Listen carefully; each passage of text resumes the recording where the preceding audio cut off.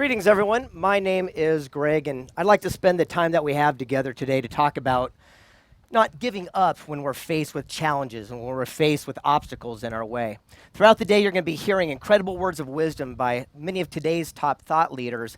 And the one thing they all have in common is the only way to see their dream come to fruition is to not give up when the going get tough. The fact is, there's always going to be challenges. It's not a matter of if, just a matter of when. And it's how we handle those adversities that makes up our character as a person. There's a great quote. It says, "We can learn more about someone on their one bad day than on all their good days put together." You know, it's easy to be happy-go-lucky when everything's going your direction, but it's when the chips are down, you learn everything about the character of how someone's going to react. And no story illustrates that better than the very first chapter of the #1 best-selling book in personal development, Think and Grow Rich, by the late, great Napoleon Hill. And in there, he tells a story about 3 feet from gold. You see, there was this gold miner named R.U. Darby who got all excited. He went out west to Colorado and he found a little hole. Started digging in it and sure enough discovered a little nugget. He got all excited, so he buried it and hid it. He went home and told his family and friends so they could chip in money to buy equipment to pull it out by the truckload. Well, the first ore cart came up and it was filled with gold. Woohoo, they're gonna be rich! But they kept digging and there was no more gold. They kept digging, but there was no more gold. Finally defeated, Darby walks out of that mine and says, "I quit, I'm through," and sees a junk man walking by. He says, "Hey buddy, give me $200. I'll sell you this mine and all the equipment. I'm going home." Well, the junk man, realizing the equipment was worth thousands, said, "Of course, you got yourself a deal." And Darby goes home defeated. But that junk man does something brilliant. He seeks the counsel of someone who's experienced in that industry, and he goes to a local engineer and says, "What happened? Darby hit gold and ran out." The engineer starts laughing. He goes, "Oh my gosh." He goes, "That's so simple. Everyone knows that gold runs in a straight line. It's called a gold vein. What Darby did is come in one side, hit gold, and pop back into dirt." He said, "All you have to do is go back to where they discovered treasure, go 90 degrees the opposite direction, and you'll tap back into the vein." Not only did the junk man pull millions of dollars out, but it still fills Fort Knox today. And the moral is, how many times have we or someone we know quit one class short from a degree or sales or marketing? It's easy to quit it, but it's the people who persevere and go through the challenges that truly come out on top. And I wanted to test that theory for myself.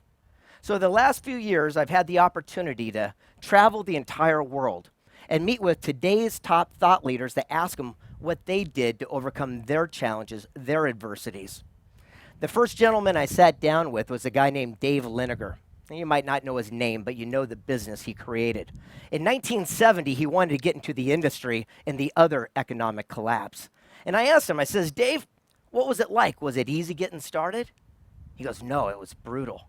He goes, "It was horrible. For 2 years, every phone call that came in was from a bill collector."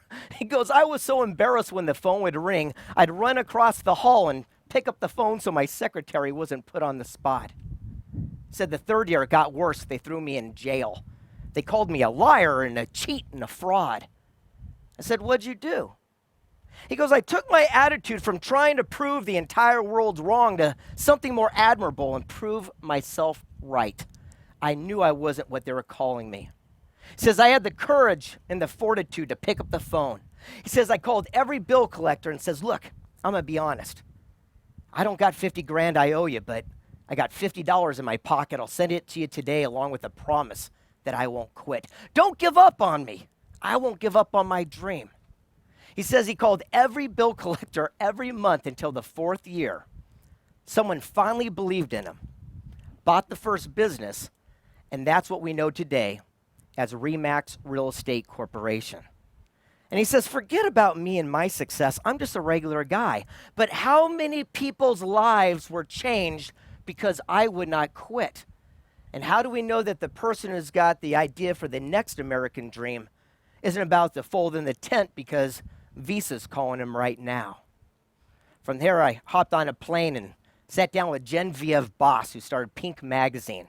And I don't know about you, but I was going through some challenges these last few years. And I said, Genevieve, I feel kind of like a failure. I feel like a loser because things aren't going the happy-go-lucky way that things were going for me in the past. And she said something very profound.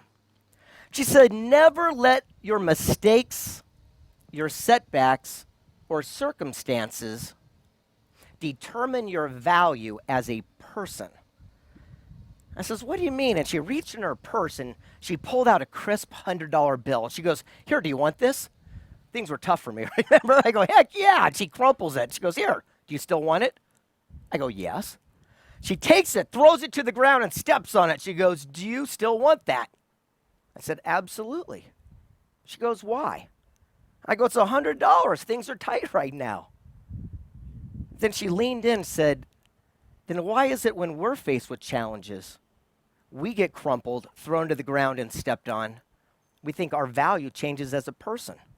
It's just part of the process and the journey of what we're going through.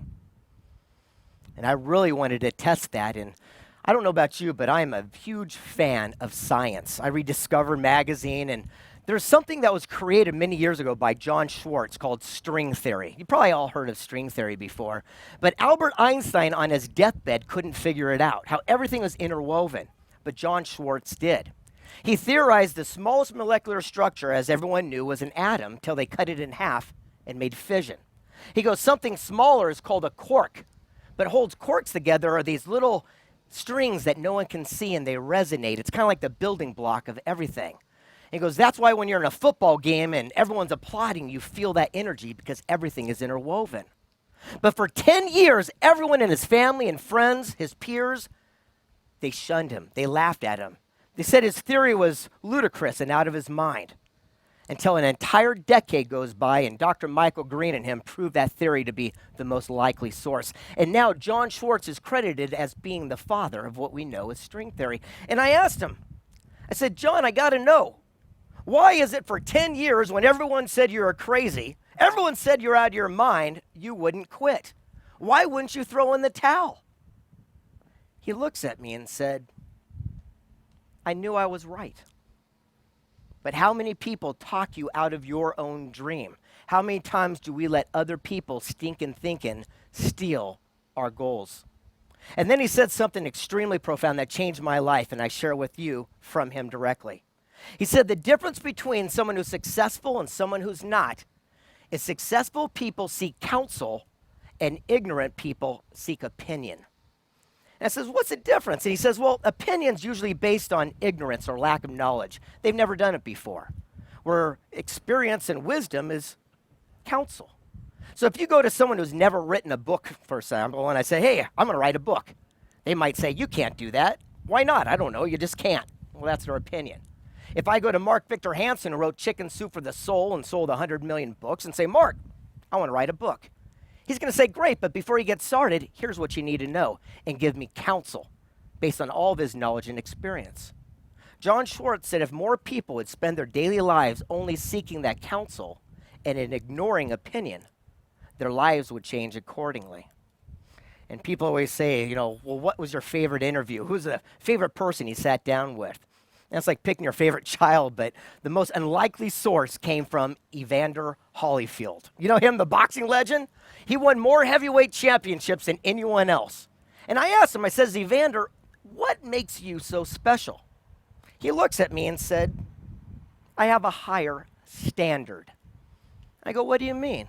He says, if you have a car, so to speak, and so does your neighbor. He goes, if you will not tolerate your car being dirty or running bad, you have a higher standard, chances are you have a better car than your next door neighbor.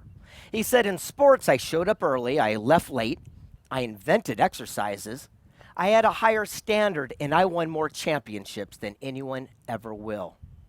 And then I asked him, I says, but Evander, be honest, didn't it hurt being in a fight? He goes, oh gosh, yeah. He goes, but when you're in the middle of a fight, you don't focus on the pain, you don't focus on the blows. As soon as you focus on the pain, where do you think you end up? On your back, knocked out. He said, that's what people do outside the ring. They focus on the gas prices and the war and the economy, and they wonder why they never become a champion in their own quest. And then he pulled me in really tight and he said, You want to know the funny thing?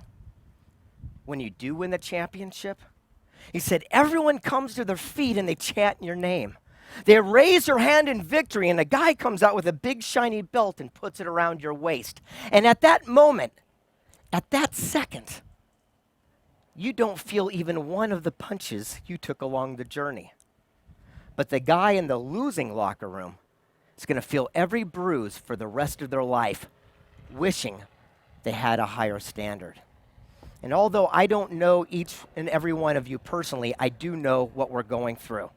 And when we're faced with challenges and we're faced with obstacles and we think there's no end, remember this simple line.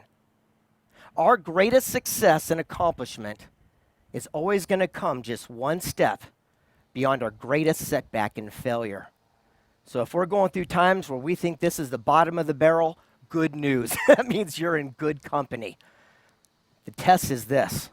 When you know in your heart you're doing something right and you're on the right path, don't ever let other people talk you out of your dream. Always seek the counsel, ignore the opinion, and never quit, never die, and never throw in the towel when you're just 3 feet from gold.